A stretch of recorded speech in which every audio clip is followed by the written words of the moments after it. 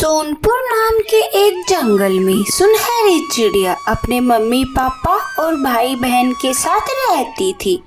सुनहरी चिड़िया को पढ़ने का बहुत ही शौक था, जबकि दूसरी तरफ उसके भाई बहनों को पढ़ने लिखने में जरा भी दिलचस्पी नहीं थी।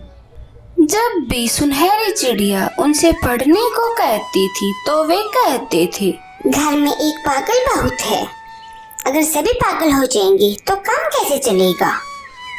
और पहले तुम तो कलेक्टर बन जाओ, बड़ी आई हमें शिक्षा देने वाली। बेचारी सुनहरी चिड़िया चुपचाप उनकी बातें सुन लेती है और आगे से उन्हें कुछ भी कहना बंद कर देती है और सिर्फ अपनी पढ़ाई पर ही ध्यान देने लग जाती है। धीरे धीरे करके समय बीतता चला जाता है और सुनहरी चिड़िया की स्कूल और कॉलेज की पढ़ाई भी कंप्लीट हो जाती है। अब एक दिन वह अपने पिता से कहती है, पापा, मेरी स्कूल और कॉलेज की पढ़ाई कंप्लीट हो गई है। अरे वाह बेटा, शाबाश। अब और आगे तुम क्या करना चाहती हो? पापा, मैं आगे गवर्नमेंट जॉब की तैयारी करना चाहती हूँ। अरे वाह बेटा, ये तो बहुत अच्छी बात है। लेकिन पापा, मुझे उसके लिए शहर जाकर पढ़ाई करनी होगी। अरे बेटा, मैं तुम्हें शहर कैसे भेज दूँ? तुम्हें तो पता है हमारी आर्थिक तंगी के बारे में। क्यों ना तुम घर पर ही रहकर आगे की तैयारी शुरू कर दो। बेचारी सुनहरी चिड़िया कहती भी तो क्या कहती। पैसों की तंगी के कारण वह घर पर ही रहकर अपनी तैयारी करना शुरू कर देती है।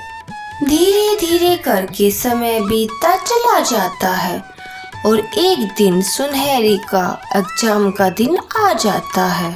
अपना एग्जाम देने के लिए सुनहरी चिड़िया को शहर जाना पड़ता है। कुछ दिनों बाद सुनहरी का रिजल्ट आ जाता है और उसे पता चलता है कि वह फेल हो गई है। यह सब देखकर सुनहरी को बहुत बुरा लगता है, लेकिन वह हार नहीं मानती है और अपने आगे की तैयारी करना शुरू कर देती है। इस प्रकार करते करते सुनहरी चिड़िया बहुत सारे एग्जाम्स देती है, लेकिन कोचिंग न मिल पाने की वजह से वह हर एग्जाम में फेल होती जाती है। अब एक दिन सुनहरी के पापा उससे कहते हैं, बेटा सुनहरी, अब मैं तुम्हारी शादी के बारे में सोच रहा हूँ और तुम्हारे लिए एक बहुत अच्छा रिश्ता भी आया है। लेकिन पापा, आपको तो पता है ना, मैं तैयारी कर रही हूँ। अभी शादी करने का मेरा कोई इरादा नहीं है, इसलिए आप इस रिश्ते को मना कर दीजिए, क्योंकि शादी के बाद मेरी पढ़ाई बिल्कुल भी नहीं हो पाएगी। वो सब मुझे नहीं पता। अब तुम अपनी इन किताबों को साइड में रखो और शादी की तैयारियां शुरू कर दो।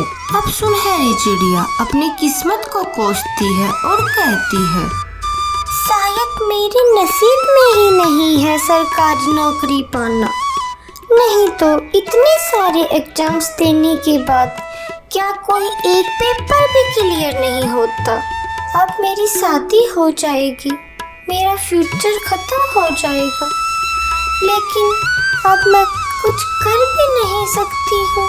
और फिर वो दिन आ जाता है जब सुनहरी की शादी चंदू कबूतर के साथ कर दी जाती है।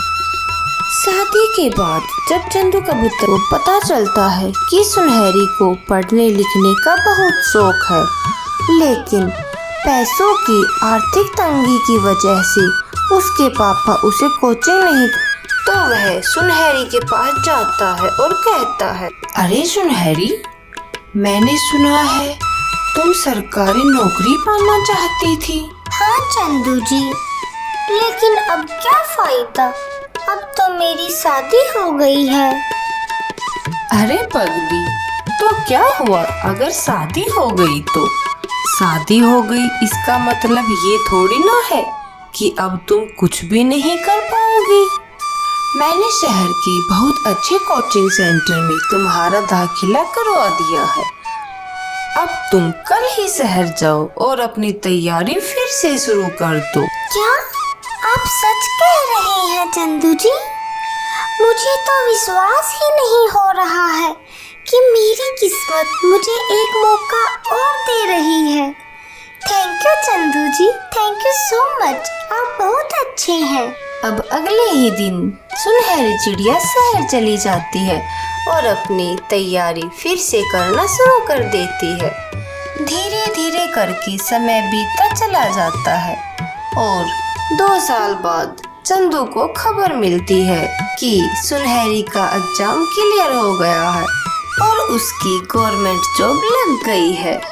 जब यह खबर उसके भाई बहनों को पता चलती है तो वो बहुत उदास हो जाते हैं और कहते हैं, अगर हमने दीदी की बात मान ली होती तो आज हमारी भी गवर्नमेंट जॉब लग जाती। जब सुनहरी चिड़िया जंगल वापस आती है तो जंगल के सभी पक्षी फूलों की बारिश से उसका स्वागत करते हैं और उसे बधाइयाँ देते हैं। सुनहरी चिड़िया अपने पति चंदू के पैरों में गिर जाती है और कहती है, आज मैं जो भी हूँ सिर्फ आपकी वजह से हूँ चंदू जी। अगर आपने मुझे यह मौका नहीं दिया होता तो मैं भी औरों की तरह चूल्हा चौका कर रही होती। आपका बहुत बहुत धन्यवाद। मैं आपका यह एहसान जिंदगी भर नहीं भूलूंगी। अरे सुनहरी, ये तुम कैसी बातें कर रही हो? तुम मेरी पत्नी हो और यह तो मेरा कर्तव्य बनता था कि मैं हर कदम पर तुम्हारे साथ रहूं। अब चंदू भी सुनहरी के साथ शहर चला जाता है और दोनों अपनी अपनी जॉब करने लग जाते हैं और एक खुशहाल जिंदगी जीना शुरू कर देते हैं।